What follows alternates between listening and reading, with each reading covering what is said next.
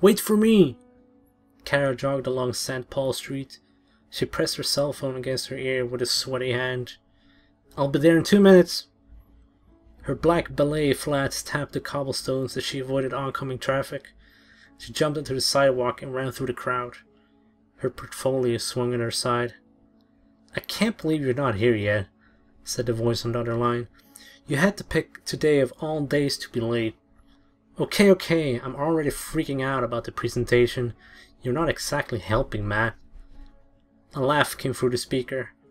I'm just saying that this is supposed to be the most important day of your life, and you, Mademoiselle Nightingale, are late. Yeah, I heard you the first time, Mother. My stupid alarm didn't go off. Kara dashed along the busy street. Her long brown hair bounced against her back. The smell of grease and beer from the pubs reached her nose. Her heart hammered at her chest. She knew if she missed the presentation, her hopes of landing a scholarship were over. She didn't have any money for college. This was her only shot. Thank God, I can see it now. Over the heads of the crowd, Kara could just make out the sign, Una Gallery. Stenciled elegantly in bold black letters, the name hovered above the art gallery's majestic glass doors. She could see shadows of people gathered inside.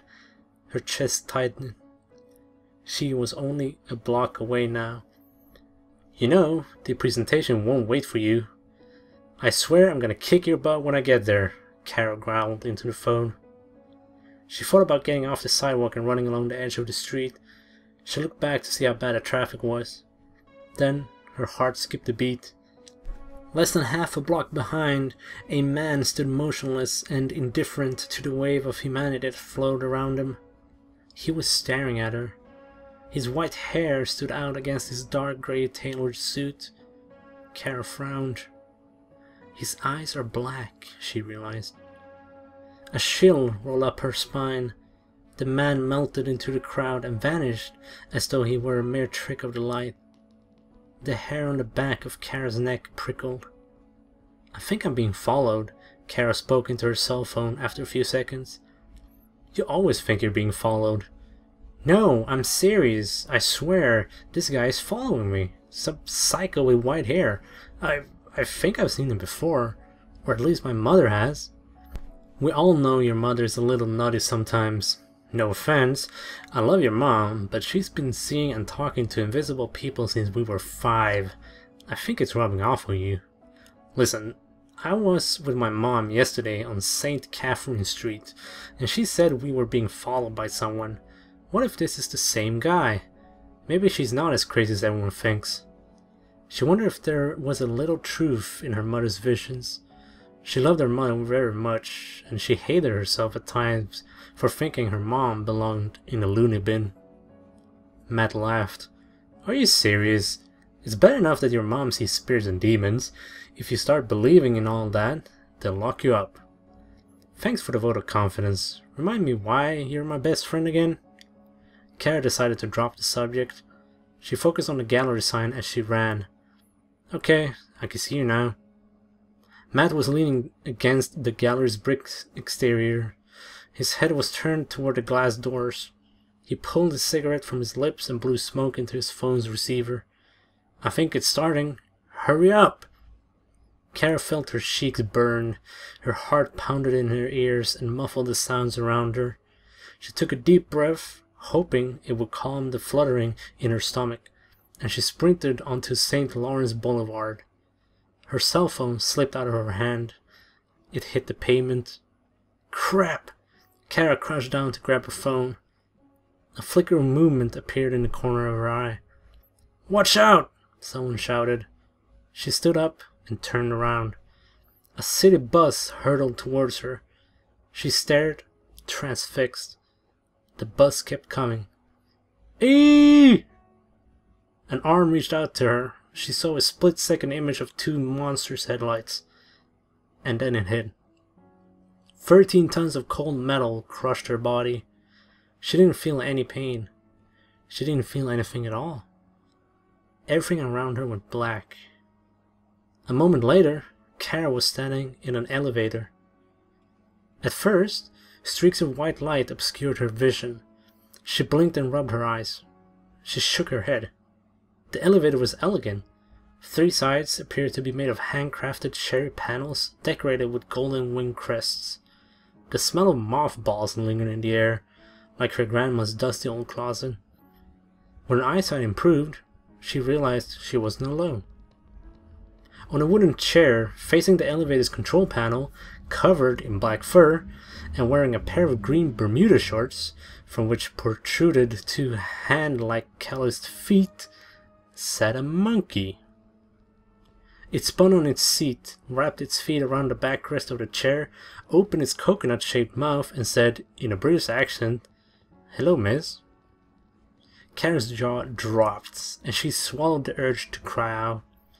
She stared at the beast, terror rising up inside her. His hairless face crinkled into a grin so that he looked like an oversized walnut. His square head sat directly on powerful shoulders. He raised his chin and looked down upon Kara. His yellow eyes mesmerized her. She couldn't look away. He looks like old man Nelson from the hardware store, she thought wildly. After a minute, Kara was able to force some words out of her mouth. "Hey there, little talking monkey person," she croaked. "How's it going?" Her throat was dry. She tried to swallow, but all she could do was contract her throat muscles. "I have to remember to tell Matt about this tomorrow," she whispered to herself. The monkey frowned. Then he growled. "I'm not a monkey, miss.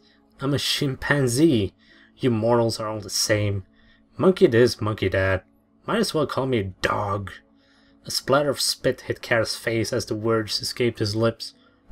Kara retched as she wiped the spit from her face. It was yellowish green and smelled like a bad case of gingivitis.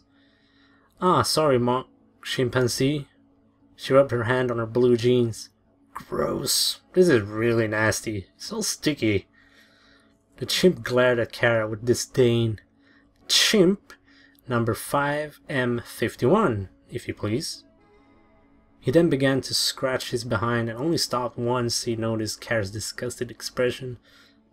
"You'll be arriving at your destination momentarily." And with that, he turned his attention back to the control panel, hands away from his butt. Gradually, Kara began to feel more awake, as though she had woken from a long sleep. Reality slowly crawled back in. She bit her lower lip as she told herself to think. Don't panic.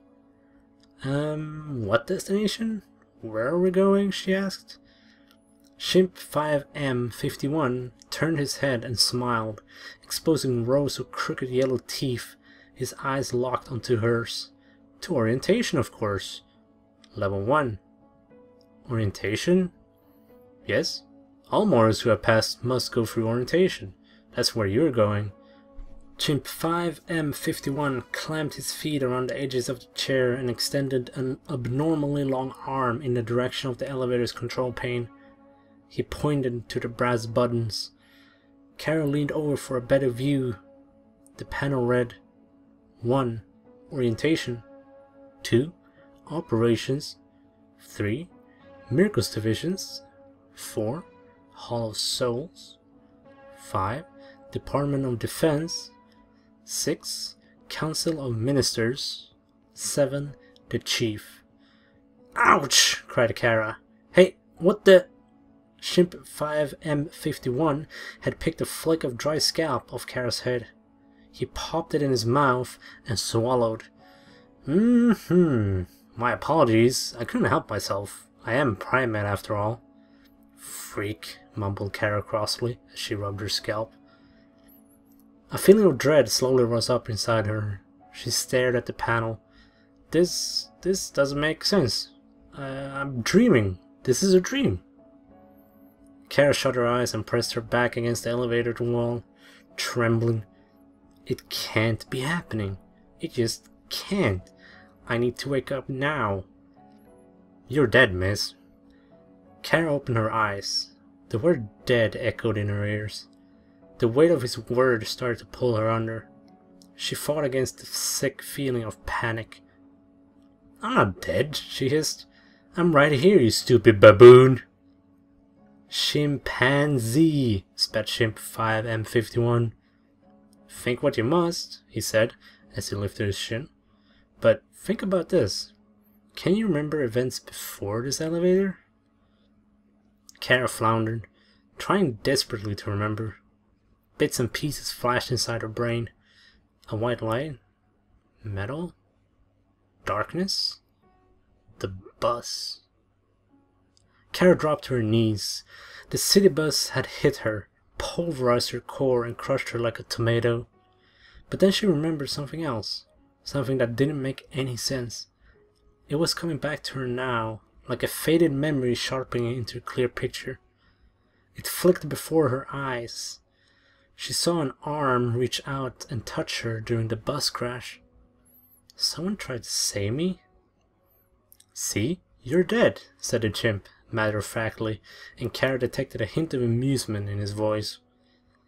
She pressed her hand against the left side of her chest. Kara couldn't feel a heartbeat. She pressed down on her rib cage. Nothing. She clasped her wrist. No pulse. No beating. No movement at all. See? No beating, no heart. You're dead, declared the chimp again. She felt herself wanting to punch him. But before she could start freaking out, she was thrown off balance as the elevator stopped abruptly. Level 1, orientation, the chimp announced. Wait! Kara pushed herself away from the elevator wall and wobbled up to the chimp. I don't understand. What's orientation? With his finger still on the button, he turned his head. Orientation is where all the new GAs are categorized. Kara stared stupidly into Chimp 5M51's yellow eyes. What are GAs? Guardian Angels. Huh? Kara heard the swish of doors opening. A hint of a smile reached the ship's lips. He raised his arm and pressed his hand on her back. She flew out of the elevator.